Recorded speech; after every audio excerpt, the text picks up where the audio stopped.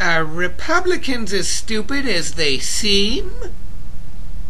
George Bush certainly was no genius. He couldn't even look through binoculars without removing the lens covers. And of course you wouldn't vote for this idiot.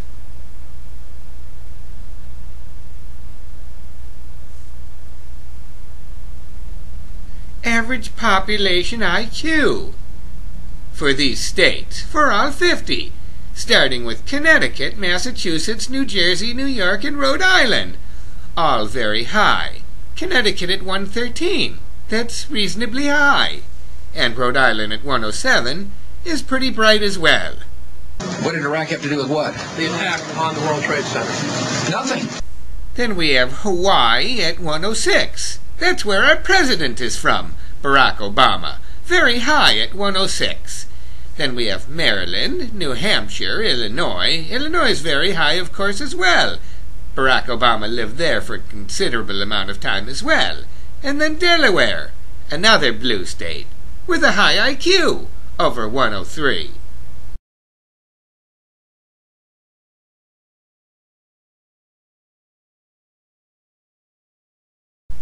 Then we have more blue states. Bright people who vote for Democrats, not Republicans. Minnesota, very high at 102. Vermont and Washington run in the same pack. California and Pennsylvania, both coming in very bright, above the national average of 100. The main reason we went into Iraq at the time was we thought he had weapons of mass destruction. It turns out he didn't. And now we see the appearance of some red states, right at the borderline 100, which is average. Maine scoring a 100, Virginia scoring a 100 pleasantly, Wisconsin 100, Colorado 99, and Iowa 99, below the national average. Excuse me. All right, sir, go ahead. 30 seconds. Yeah,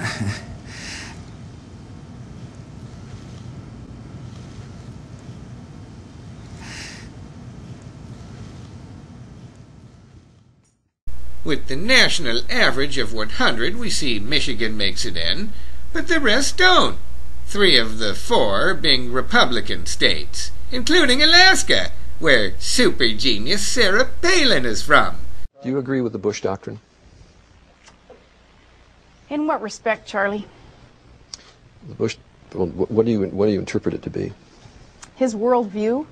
No, the Bush doctrine, enunciated September 2002, before the Iraq War. I believe that what President Bush has attempted to do is rid this world of Islamic extremism, terrorists who are hell-bent on destroying our nation. There have been blunders along the way, though. And as we get into the red concentration, the states that vote for Republicans, we see the IQs start to drop very rapidly, with Arizona coming in at a 94.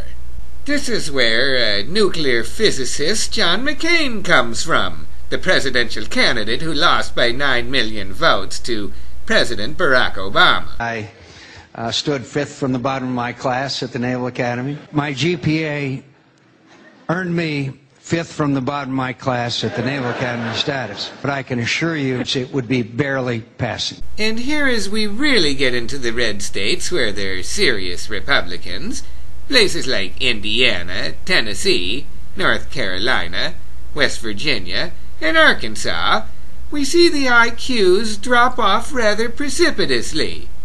At this particular IQ level, for instance Arkansas's 92, using a fork might become rather tricky, and a complicated task like voting is unachievable in any sort of realistic, prudent sense. What insight into Russian actions, particularly in the last couple of weeks, does the proximity of the state give you? They're our next-door neighbors, and you can actually see Russia from land here in Alaska. And then more red states that voted for George Bush. Georgia, Kentucky, New Mexico, North Dakota, and Texas, where the boob George Bush came from, all coming in at a subpar 92. At this level, it's probably difficult to use a napkin to wipe the corners of your mouth. He's got the PhD and the medical degree, and I'm the C student. Notice who's the advisor and who's the president. And then more states that vote Republican. Alabama, Louisiana, Montana, Oklahoma, and South Dakota. Sheer 90s. 10 points below the national average of 100. At this particular threshold, playing the game Scrabble is entirely out of the question. And reading a daily newspaper becomes questionable.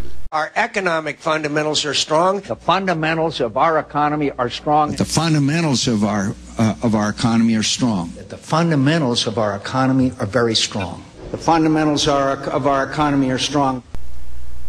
And then even more red states. South Carolina, Wyoming, Idaho, Utah, and Mississippi.